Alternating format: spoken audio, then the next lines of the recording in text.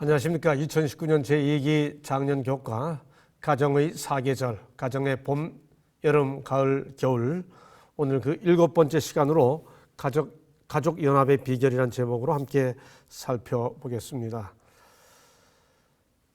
일요일 소재는 중심이 되시는 그리스도, 그분의 사랑을 통해 하나가 됨, 화요일 이기심은 가정 파괴범, 수요일 복종, 목요일 우리가 약속하는 사랑의 실천, 금요일 정리하고 보충하는 순서인데, 제가 이번 주 교과 이렇게 소재를 이렇게 요일별로 쭉 살펴보면서 우리 교우님들이 어떻게 하면 좀 더 조직적으로 이 문제를 다뤄볼 수 있을까 생각을 많이 하다가 이 제목의 이 소재의 순서를 좀 바꾸어 보았습니다. 이 일월 화수목 소재 전체 내용이 한마디로 이 가족 연합 혹은 가정 화목을 깨뜨리는 그 원인에 대한 진단과 그다음 그걸 어떻게 해결해야 되느냐, 일종의 진단과 처방이 나와 있는 거죠. 전체 내용은 가정의 갈등과 분열, 그 원인에 대한 진단과 처방입니다. 원인은 뭐죠? 우리의 타락한 본성입니다. 화요일 소재, 이기심은 가정 파괴범. 그 처방은 뭐죠? 십자가에 달리신 예수 그리스도의 화해의 역사와 매일의 삶에서 경험하는 그리스도의 은혜. 이게 이번 주 전체 내용입니다. 교과 공부 여기서 마쳐도 되겠네요. 자, 그래서 이 내용을 좀 더 조직적으로 연구하기 위해 제가 화요일 소재, 가정 파괴의 원인이 되는 이기심 문제, 이 파괴 원인에 관한 화요일 소재를 먼저 다루고, 그 다음에 구체적으로 실천해야 할 덕목으로 이 복종, 순종이라 표현해야 될지 복종이라 해야 될지, 복종, 그 다음에 사랑의 실천, 그 다음에 그러한 것을 뒷받침하는 근본 원리로서 일요일 소재와 월요일 소재, 그런 순서로 제가 순서를 좀 바꾸어 일월 순서를 목요일 화수목 뒤로 바꿔서 화수목 일월 소재 순서로 말씀을 드리도록 하겠습니다. 먼저 첫 순서로 화요일 소재인 이기심은 가정 파괴범, 이번 주는 이걸 먼저 공부하겠습니다. 여기 제가 한 사진을 제공해 드리는데요. 나. 여러분이 영어의 ego, 이 ego라고 하는 단어에서 나오는 단어가 두 가지 있죠. 하나는 egoist, 하나는 egotist. egoist는 오직 자기 이익을 위해 이렇게 움직이는 사람을 egoist라고 그러고요. egotist는 모든 일이 자기 때문에 자기 공로로 이루어졌다고 말하는 사람이지요. egotist. 오직 나 자기만이 관심 있는 것이죠. 이게 다 일종의 이기심이죠. egotist는 자부심이 넘쳐 자기 공로 이렇게 나타나는 것을 말합니다. 자, 이런 상황에서 우리 한 재미있는 통계를 살펴보도록 하겠습니다. 여기 K-Survey라고 하는 곳에서 통계 낸 것인데요. 한국 사람들에게 물어봤습니다. 행복에서 가장 중요한 것들이 뭐냐 하는 세 가지를 살펴봤는데, 가족, 사랑, 돈 중에서 무엇이 행복에서 당신을 행복하게 하는데 가장 중요한 요소냐라고 물어봤더니 10대는 41.8%가 가족이다. 20대는 42.1%가 가족이다. 30대 이상은 43.8%. 그러니 10대나 20대나 30대나 차이 없이 우리를 행복하게 하는데 가장 중요한 세 가지 중에 가족, 건강, 돈, 사랑, 이런 요소를 가지고 살펴봤을 때 세대를 막론하고 가족이 우리를 행복하게 하는데 가장 중요한 요소라고 하는 게 다 40% 이상인 겁니다. 그만큼 가족은 우리를 행복하게 하는데 중요한 요소죠. 여기 또 다른 통계가 있습니다. 행복에 영향을 미치는 요인을 한번 쭉 조사해 봤더니 여기 보세요. 화목한 가족 관계가 거의 30%입니다. 29.9%, 긍정적인 마음가짐 22.5%, 건강 20.8%. 역시 화목한 가족 관계가 우리를 행복하게 하는데 가장 중요한 요소라는 거죠.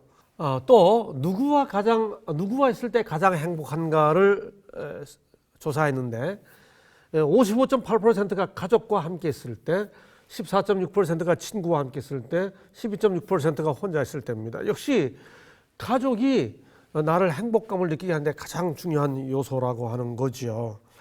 그러니 화목한 가족 관계는 우리 행복에 얼마나 중요한가 하는 것을 살펴봅니다. 봄, 여름, 가을, 겨울 가정의 사계절 상관없이 그 어떤 계절이 되었든지 간에 어떤 상태가 되었든지 간에 가족과 함께 행복한 것이 우리를 아주 행복하게 하는데 가장 중요한 요소라고 하는 겁니다.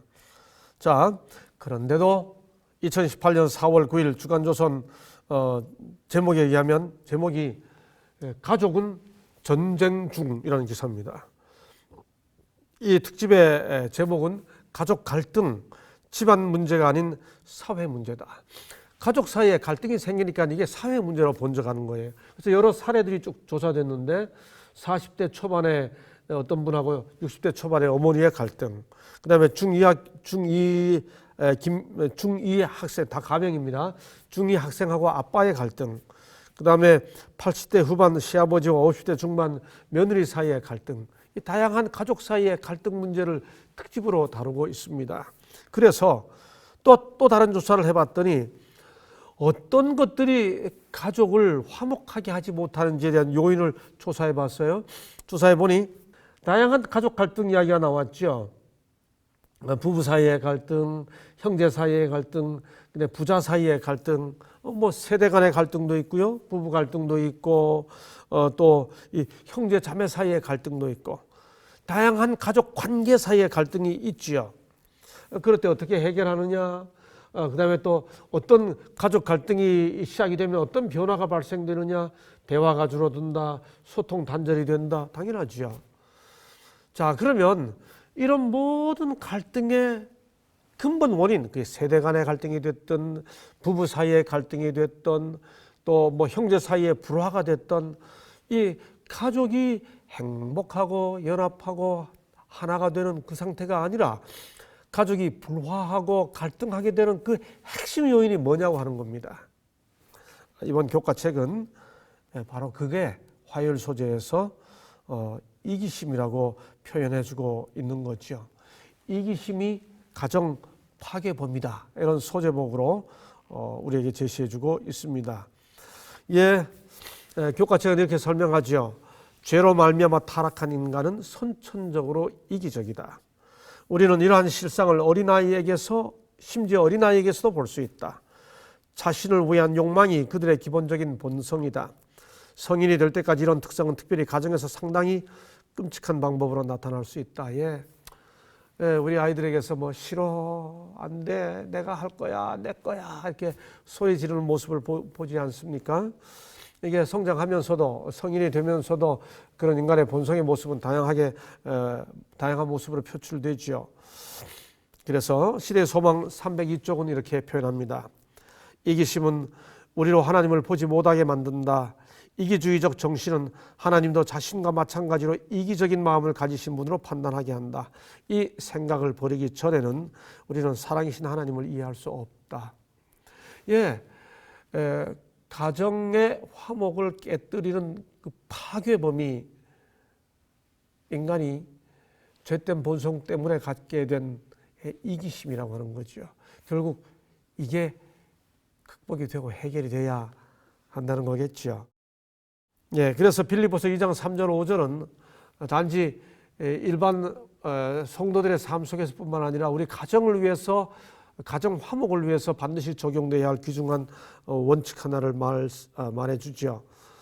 아무 일에든지 다툼이나 허용으로 하지 말고 오직 겸손한 마음으로 각각 자기보다 남을 낮게 여기고, 각각 자기를 돌아볼 뿐더러 또한 각각 다른 사람들의 일을 돌보아 나의 기쁨을 충만하게 하라. 너희 안에 이 마음을 품으라. 곧 그리스도 예수의 마음이니. 그리스도 예수의 마음, 어떤 마음인가요? 자기를 비워, 이기심의 반대지요. 자기를 비워 케노시스라고 그러잖아요. 비우는 마음. 그게 가정 파괴가 이기심이라면 자기를 비워 예수라고 하는 예수의 마음, 그것이 가정을 회복시키는 마음이 되겠죠.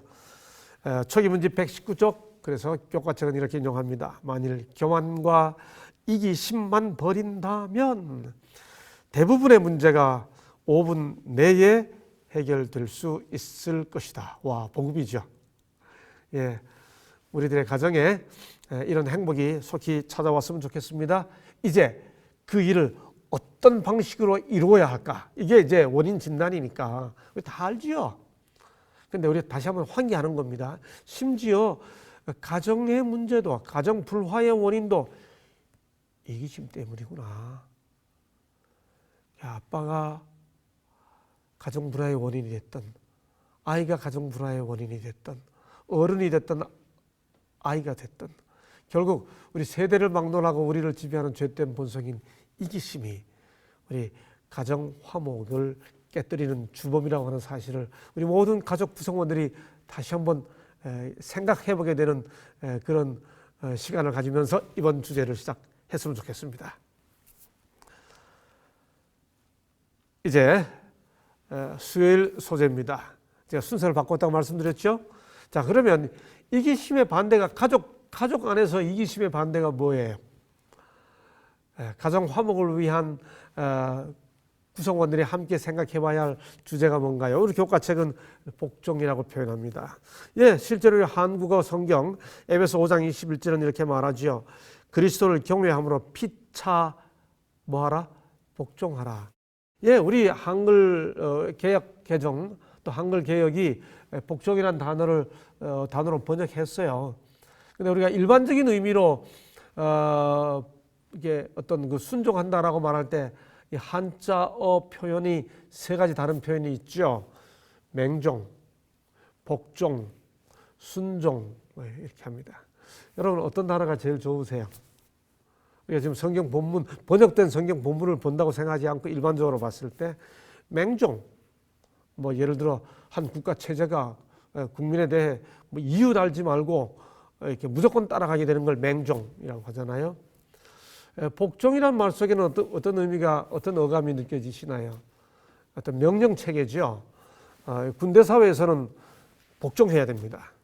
예를 들어서 그러니까 어떤 명령 체계가 있을 때 그걸 복종이라고 그러죠. 순종은 뭐죠? 이게 자발성이 전제된 개념으로 전달되죠. 우리가 가족 구성원들 사이에 서로 이렇게 존중하고 또 자기를 이렇게 굴복하고 이렇게 낮추고라고 할 때 개념은 어떤 맹종은 당연히 아니고요.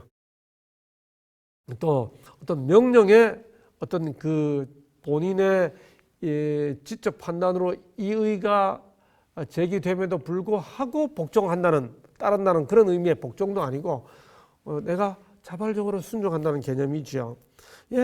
가정을 행복하게 하는데 꼭 필요한 게 이 복종이라고 하는 겁니다. 에베소 5장 22절부터 6장 9절에 그 개념이 잘 나타나 있죠. 에베소 5장 22절에 보면 바울이 이렇게 권면하죠. 가족 구성원들의 화목과 화평을 위해 먼저 아내들에게 이렇게 말합니다. 아내들이여 자기 남편에게 복종하기를 이렇게 말합니다. 다시 6장 1절에 보면 자녀들아 주 안에서 너희 부모에게 순종하라 이렇게 합니다. 다시 에베소 6장 5절에 보면 종들아 육체의 상전에게 순종하기를 그리스도께 하듯 하라. 여기 5장 22절은 아내들 보고는 복종이라고 번역됐고 자녀들에게는 순종, 종들에게 순종. 헬라어 단어가 순종 번역된 단어와 복종이라 번역된 단어가 조금 달라요. 후포라고 하는 전치사가 앞에 붙어가지고 뒤에 나오는 동사가 이 동사와 이 동사가 다릅니다만 그 기본 개념은 다 순종이에요. 그래서 사실 이 에베소 5장 22절도 다른 한글 역본에는 순종이라고 많이 번역됐습니다. 여하튼 여기 가족 관계에 있어서 아내들에게 남편에게 우리 개역 개정 번역대로 복종하기를 죽게 하듯 하라라고 말합니다. 그 다음에 보면 또 남편들아 아내 사랑하기를 이렇게 나오죠. 6장 1절에 자녀들아 부모에게 순종하라고 한 다음에 다시 또 뭐라고 말하나요? 부모들아 자녀를 노엽게 하지 마라 이렇게 하지요. 그 다음에 종들아 순종하라 하고 또 주인들에게 주는 또 명령이 있죠. 여러분 이 명령이 주어졌는데 이 명령이 고대 사회예요. 그래서 남편들이 더 이렇게 더 상위에 있다는 개념이 지배적인 그 시대, 부모 자녀, 그다음에 종과 상전 뭐 이렇게 되는 상황인데 이 아내와 자녀와 종들에게 먼저 권면을 합니다. 뭐 하라고요? 순종하라, 순종하라, 순종하라. 이걸 보면 한 가정 단위에 있어서 이 가정의 화목을 위해 굉장히 중요한 질서가 순종이라는 개념인 것을 여기서 다시 확인할 수 있지 않습니까? 가족들은 서로에게 아내는 남편에게, 남편은 아내에게, 또 자녀들은 부모에게, 부모는 자녀에게 서로 순종은 존중하고 배려하는 것이니까요. 이게 가족들 사이에서 반드시 이루어져야 하는 덕목이라고 하는 겁니다. 그러려면 어떻게 해야 할까요? 아주 구체적으로 상대방을 존중하고 배려하고 하는 말을 내가 받아주고 또 그것을 인정하고 따라주고 이렇게 하려면 좀 부드럽게 따뜻하게 그런 언사가 늘 그런 표현이 늘 오고 가야 되겠죠. 여기 재림신도의 가정 306쪽은 이렇게 말합니다. 현재와 장래의 행복은 유년기와 청소년기에 형성되는 습관에 크게 좌우된다는 것을 젊은이들에게 가르쳐 주어야 한다. 그들은 일찍부터 복종과 극기와 타인의 행복을 존중하는 습관을 들여야 한다. 이게 특별히 어릴 때부터 이런 것이 잘 가르쳐져서 우리 자녀들이 그들 자신의 가정을 이루었을 때에도 어릴 때부터 순종하는 마음, 또 그런 마음으로 함께 가족들을 배려하고 존중하는 그런 마음, 타인의 행복을 존중하는 습관을 들여야 한다. 이제 목요일 소재입니다. 셋째 날 순서입니다. 우리가 약속하는 사랑의 실천. 영어 표현이 참 재밌어요. Living the love we promise. 우리가 약속하는 사랑을 살아감. 사랑의 실천이라고 번역됐는데 Living the love. 사랑을 삶. 직역하면 그런 뜻입니다. 사랑은 말로 하는 게 아니죠. 실천해야 됩니다. Living. 사랑을 사는 겁니다. 사랑을 그냥 살아가는 겁니다. Living the love. 그래서 가족들 사이에 사랑을 실천해요. 그 사랑을 실천하는 것을 우리 교과책은 뭐라고 표현하나요? 궁극적으로 가정의 화합과 연합은 가족 구성원들의 헌신입니다. 그래서 여러 성경의 사례들을 설명해 주고 있죠. 창세기 33장 12절 14절의 사례는 야곱이 에서를 만났을 때 에서가 함께 가자고 동생에게 제안할 때 야곱이 자기 가족들을 돌봐야 한다고, 우리 아이들을 돌봐야 한다고 말하죠. 그야말로 부모와 자녀 사이에 헌신을 이야기하지 않습니까? 또 창세기 37장 17절부터 28절은 요셉이 그 형제들에게 보여주는 형제 사이의 형제 우애 이야기죠. 챙겨주고 하는 모습. 룻기에 나오는 많은 내용들, 그 룻과 시므 사이의 그 사랑의 이야기는 너무 유명한 이야기입니다. 호세아에 나오는 그 배우자 간의 헌신 이야기는 또 우리가 너무 잘 알고 있는 그런 내용들이죠. 우리가 성경에서 이렇게 사례들을 살펴보듯이 부자지간에도 모자 혹은 모녀지간도 형제 자매 사이도 가족 간에도 시부님과 며느리 뭐 이런 가족 관계 속에도 또 배우자 간에도 living the love 사랑으로 살아가야 돼. 사랑을 살아가야 되는 겁니다. 사랑을 실천하는 겁니다. 어떻게 해야 되나요? 우선 말로만 사랑하는 게 아니지만 말로도 사랑해야죠. 사랑을 표현해야 하는 게 필요합니다. 또 뭐 고마워요, 사랑해요, 오빠 고마워요, 형님 사랑합니다. 고맙습니다. 한국 사람들이 잘 못하죠. 네, 자꾸 표현해 보는 겁니다. 그리고 그렇게 살아가는 거죠. 예, 이렇게 살아가는 우리들에게 하나님께서는 우리에게 약속을 주셨죠. 내가 너와 함께 있어 내가 어디로 가든지 너를 지키며 너를 이끌어 이 땅으로 돌아오게 할지라. 내가 내게 허락한 것을 다 이루기까지 너를 떠나지 아니하리라 하신지라. 하나님도 우리와 함께 해주시겠다고 말씀하십니다. 그가 친히 말씀하시길 내가 결코 너희를 버리지 아니하고 너희를 떠나지 아니하리라. 이게 뭐하고 똑같아요? 마지막 구절을 보면 이게 다 통하죠. 여인이 어찌 그 젖 먹는 자식을 잊겠으며 자기 태에서 난 아들을 긍휼히 여기지 않겠느냐. 그들은 혹시 잊을지라도 나는 너를 잊지 아니할 것이라. 이 가족들이 가족을 돌보는 헌신하는 바로 그 관계에 빗대어서 주님께서 우리를 그렇게 돌보시겠다고 하는 헌신의 약속을 주신 것이죠. 내가 너와 함께 하겠다. 내가 너를 버리지 않겠다. 뭐처럼요? 어미가 자식을 버리지 않는 것처럼. 가족의 헌신에 빗대어 하나님께서 우리를 사랑하시고 우리와 함께 하시겠다고 하는 헌신의 약속을 주신 것이죠. 자, 이런 순종과 인간의 우리 가족의 행복을 깨뜨리는 가족 간의 그 불화와 갈등을 해결하기 위해서 우리는 서로에게 순종해야 되고 서로에게 사랑을 실천해야 됩니다. 사랑으로 살아가야 됩니다. Living the love 해야 됩니다. 그런데 이렇게 하려면 그리스도인 가정으로서 하나님을 섬기는 하나님의 백성들 가정으로서 우리는 어떻게 이 일을 이루어낼 수 있겠는가라고 하는 근본 원리가 일요일과 월요일 소재에 설명되어 있죠. 그 일요일 소재 제목이 뭡니까?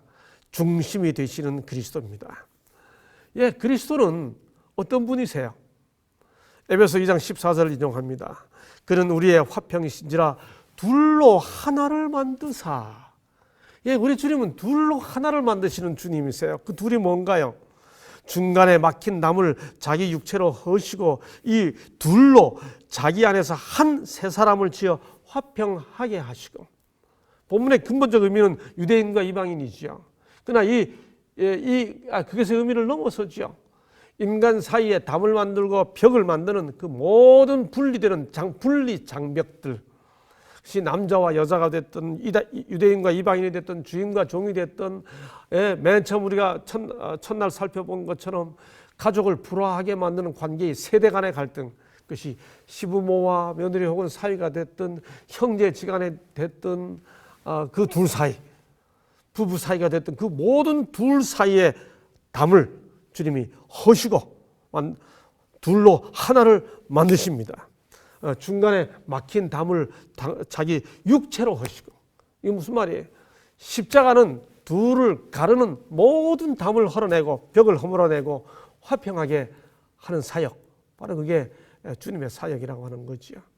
그러니까 우리 가족을 화목하게 해주는 행복을 깨뜨리는 모든 그 근본 원리, 복종의 원리, 사랑 실천의 원리, 그게 다 어디에서 비롯되어야 한다는 겁니까? 우리 주님 십자가 정신에서부터 비롯되어야 한다고 하는 거죠. 여기 보세요. 세상도 연합합니다.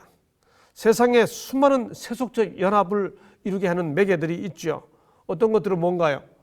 이익을 중심으로 서로 연합합니다. 그렇죠? 어떤 때는 이념을 중심으로 서로 연합합니다. 이데올로기를 중심으로요. 어떤 때는 뭔가요? 취미를 중심으로 연합합니다. 어떤 때는 뭐요? 정당이죠. 권력 쟁취를 위해 함께 연합합니다. 기타 여러 가지 그 세속적 연합의 매개들이 있겠죠. 그런데 그리스도인 가정 혹은 그리스도인 공동체를 하나 되게 하는 그 근본 힘은 뭔가요? 그거는 바로 우리 주님 예수 그리스도, 그분이 중심이 되시는, 바로 그게 우리를 연합되게 한다는 거죠. 재림신도의 가정 179쪽, 우리가 그리스도께로 가까이 가면 서로에게도 가까워진다. 다 그리스도에게로 모이면 되잖아요. 그렇죠? 그리스도께서는 아버지와 아들, 남편과 아내 사이에서 둘로 하나를 만드사 그들이 그분을 인식하든지 못하든지 중재자로 서신다. 우리는 오직 그분을 통해, 그분의 말씀을 통해, 그리고 그분에 대한 우리의 따름을 통해서 우리 자신 밖으로 직접적인 관계를 세울 수 있다. 디트로이 보네퍼, 저 유명한 보네퍼가 쓴 유명한 말입니다. 예, 그리스도는 우리 모든 가족 관계에서도 화목을 이루게 하시는 중심이 되시죠. 그래서 아까 우리 좀 전에 말씀드린 것처럼 자기의 육체로 둘로 하나를 만드사 십자가가 모든 화해 사역의 핵심입니다. 교과책은 이렇게 설명하지요.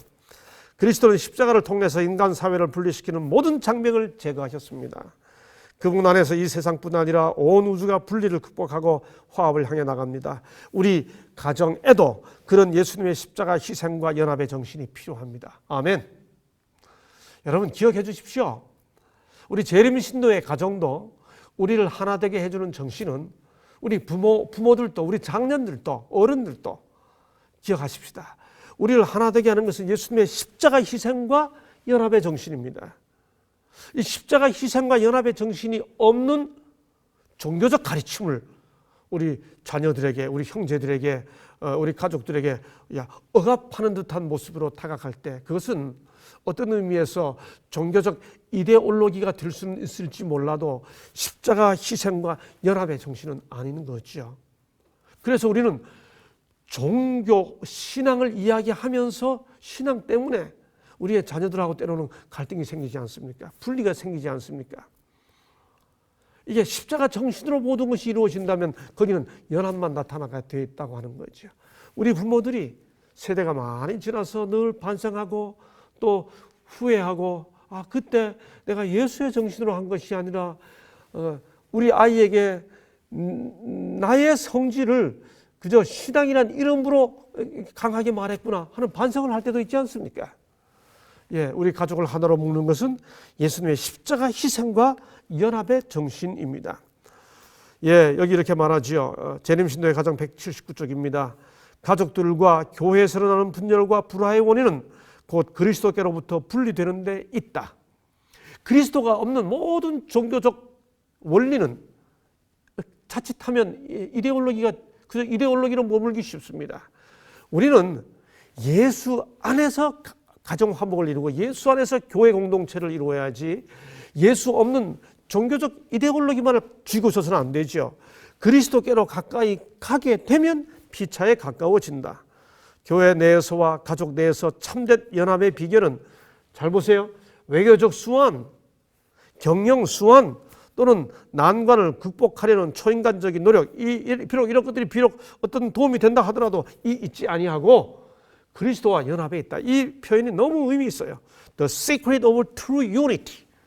참된 연합의 secret, 비결은 어디에? In the church, 교회와 and in the family, 그리고 가족에게 있어서는 뭐냐? It's not diplomacy. 이 외교가 아니에요. Not management. 이 매니지하는 거 아니에요. And not a superhuman effort. 아주 초인간적인 노력도 아니에요. 비록 어느 정도 역할이 좀 있다 할지라도 그게 뭐냐? But union with Christ. 그리스도와 함께 하나가 되는 것. 바로 그게 the secret of true unity라고 하는 겁니다. 가정과 교회에 있어서 진정한 연합의 비밀은 is union with Christ. 그리스도와 함께 하나 되는 겁니다. Unity is union with Christ. 예, 그리스도와 함께 하나 되는 겁니다. 그래서 아까 말했죠. 재림신도의 가정 179쪽에 하나의 큰 동그라미를 그리고 그 변두리로부터 많은 선들을 그 중심으로 한번 연결시켜 봐라. 이 선들이 바깥으로 가면 다 떨어져 있어요. 그러나 이 중심으로 가면 누가 중심이에요? 그리스도가 중심이라 그랬죠. 중심이라 그러면 이 선들이 다 모이지 않습니까? 하나의 큰 동그라미를 그리고 그 변두리로부터 많은 선들을 그 중심에 연결시켜 보라.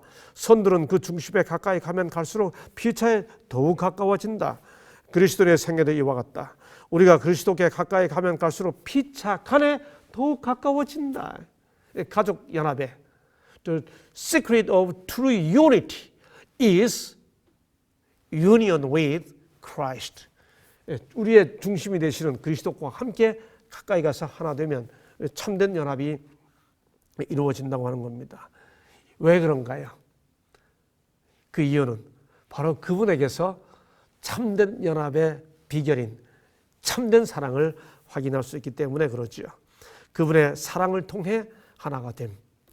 예수님은 요한복음 17장에서 마지막 공중기도를 드립니다. 이 요한복음 17장의 예수님의 마지막 공중기도는 세 가지 주제로 이루어져 있죠. 1절로 5절에 보면 자신을 위한 기도를 드립니다. 아버지여, 아버지와 함께 나를 영화롭게 하옵소서. 6절로 19절은 제자들을 위한 기도를 드립니다. 세상 중에서 내게 주신 사람들에게 한 다음에 내가 저희를 위하여 비옵나니 아버지께서 나를 세상에 보내신 것 같이 나도 그들을 세상에 보내었고 라고 말합니다. 제자들을 위해 기도하고요. 마지막 20절부터는 그 제자들 때문에 제자 되는 사람들, 교회죠.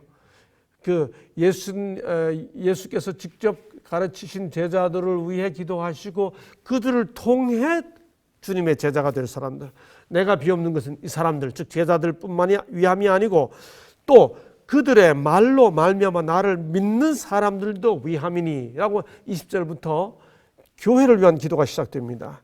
이 교회, 즉 예수님의 제자들을 통해 예수님의 제자된 사람들을 위한 기도의 핵심 내용이 뭔가요?